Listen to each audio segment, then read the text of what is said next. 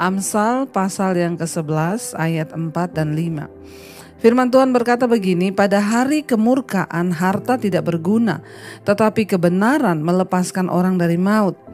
5. Jalan orang saleh diratakan oleh kebenarannya, tetapi orang fasik jatuh karena kefasikannya. Saudara, firman ini berkata pada hari kemurkaan harta tidak berguna. Firman ini berkata saudara bahwa pada hari kemurkaan harta tidak berguna. Saat kita ini hidupnya dimurkai Tuhan, maka sebanyak apapun harta kita tidak akan pernah bisa menolong. Bahkan semewah apapun mobil yang saudara tumpangi tidak akan bisa menyelamatkan saudara dari sebuah kecelakaan jika Tuhan izinkan memang harus meninggal. Ya, jadi saudara, kita melihat bahwa kekayaan, harta benda dan semua hal-hal yang kita banggakan di dunia ini tidak akan bisa menyelamatkan kita. Ayat ini dengan jelas berkata pada hari kemurkaan harta tidak berguna, ya. Tetapi kebenaran melepaskan orang dari maut, ya. Kemurkaan itu ya sangat dekat dengan diidentikan dengan apa? Maut. Saat murka datang maka di situ ada kuasa maut. Saat murka Tuhan datang maka kuasa maut juga seringkali ada di sana. Nah saudara, ketika hari kemurkaan tiba atas seseorang, maka harta ataupun apa yang dia miliki itu tidak akan berguna. Tetapi kebenaran itu akan melepaskan dia dari maut. Apa yang melepaskan kita dari maut? Ya bukan uangmu, bukan jabatanmu, bukan karirmu, bukan mobil mewahmu atau apapun, tetapi yang bisa melepaskan kita dari maut dan melindungi kita dari hari kemurkaan yaitu kebenaran. Ya, tetapi saudara, ya mari kita mulai berburu perkenanan Tuhan, mencari Tuhan sehingga kapanpun ya kita mungkin dipanggil Tuhan, kita siap. Kalau kita menjadi orang yang diberkati, kita menikmati berkat Tuhan itu di dalam kebahagiaan, dalam perkenanan Tuhan. Rumah tangga kita dijagai, rumah tangga kita berbahagia. Tetapi kalau orang hanya memperoleh kekayaan, maaf, tidak semua orang kaya itu diberkati. Karena banyak orang kaya yang hidupnya itu tidak berbahagia, rumah tangganya gak bahagia, ya hubungannya dengan sesama juga tidak berbahagia. Kenapa? Karena dia hanya punya kekayaan tapi dia gak mencintai Tuhan. Pada hari kemurkaan harta tidak berguna, tetapi kebenaran dapat melepaskan kita dari maut, saudara.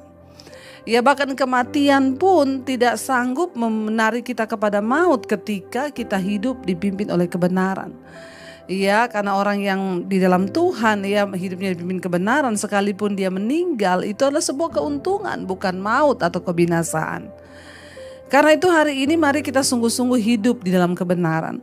Kita sungguh-sungguh menjalani jalan-jalan kebenaran. Mari kita mulai berdoa supaya kita ini mengenal kebenaran. Ya, setiap hari kita mendengarkan firman, kita sedang mendengarkan kebenaran Tuhan. Karena itu mari kita bukan hanya menjadi pendengar saja, tapi kita menjadi pelaku firman. Kalau hari-hari ini ada hal-hal yang perlu dibereskan dari hidup kita, saudara, mari kita mulai bereskan itu. Mari jangan terlalu terikat dengan segala sesuatu di dunia ini sehingga kita ini diperhamba oleh segala sesuatu. Ya boleh menikmati harta tapi jangan diperhamba, ya karena harta yang kau miliki itu. Mari kita diperhamba oleh kebenaran sehingga apapun saudara yang kita bisa nikmati hari ini kita sadar bahwa itu hanya dari Tuhan. Kita boleh menikmati yang Tuhan berikan berkat itu, tetapi jangan berubah hatimu. Ya, tetaplah mengasihi Tuhan seperti apa adanya. Ya, tetaplah kita menjadi seperti apa adanya. Jangan berubah. Oh, karena saya sudah kebiasaan naik mobil, ya saya nggak maulah kalau disuruh naik motor. Ya, itu yang menjadi salah. Ya, ketika kita diberikan Tuhan sesuatu, ya, karena sudah terbiasa pakai barang-barang yang bermerek, yang mahal, saya udah nggak bisa pakai yang tidak bermerek. Kenapa? Alergi saya. Nah, itu yang salah, saudara. Ya, sekalipun mungkin ya kita diberikan, ya saya ini ya kalau saya sih ya pakai barang bermerek, saudara mungkin lihat ya, itu karena pemberian orang, saudara. Ya kalau saya sendiri beli itu enggak, tapi diberi orang, saudara. Saya bisa pakai yang bermerek karena pemberian orang, tetapi saya tetap bisa pakai yang tidak bermerek. Kenapa? Karena bukan itu yang menentukan harga diri saya. Saya berharga bukan karena merek yang saya pakai, saya berharga karena Tuhan ada dalam hidup saya. Mari kita mulai hidup di dalam kebenaran. Ada orang orang yang sudah terbiasa harus pakai yang bermerek. Kalau nggak bermerek, aduh rasanya alergi gitu ya. Rasanya aduh ya harga diri saya jatuh. Nah ini yang menjadi dosa saudara. Ya mari kita sungguh-sungguh menghidupi kebenaran. Kita boleh menikmati harta atau apapun yang Tuhan berikan kepada kita untuk sebagai fasilitas kita ada dalam dunia ini. Ya tetapi jangan sampai itu mengikat kita sehingga kita tidak lagi hidup dalam kebenaran. Ingat, pada hari kemurkaan harta itu tidak berguna, tetapi kebenaran dapat melepaskan kita dari maut. Karena itu hari-hari ini kejarlah kebenaran.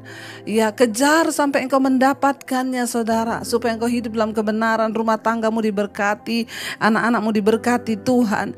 Ya, ayat yang kelima berkata, jalan orang saleh diratakan oleh kebenarannya, tetapi orang fasik jatuh karena kefasikannya. Ya, ingat saudara, dalam kehidupan ini ada banyak jalan. Seringkali ada begitu banyak orang yang datang bertanya kepada saya, Bu, kenapa jalan hidup saya ini bergelombang terus, Bu? Ya, nggak pernah rata ya. Ayat ini berkata, jalan orang saleh diratakan oleh kebenarannya. Karena dia hidup oleh kebenaran, dia dipimpin kebenaran, makanya kebenaran itulah yang meratakan jalannya. Kalau kita jadi orang yang saleh, ya maka jalan kita diratakan oleh kebenaran yang ada dalam hidup kita. Orang saleh itu udah pasti benar, udah pasti hidup dalam kebenaran saudara. Ya tetapi orang fasik itu jatuh di dalam kefasikannya sendiri. Hari ini ya pilihan ada di tangan kita. Apakah kita mau hidup dalam kebenaran atau kita mau terus ada dalam kefasikan.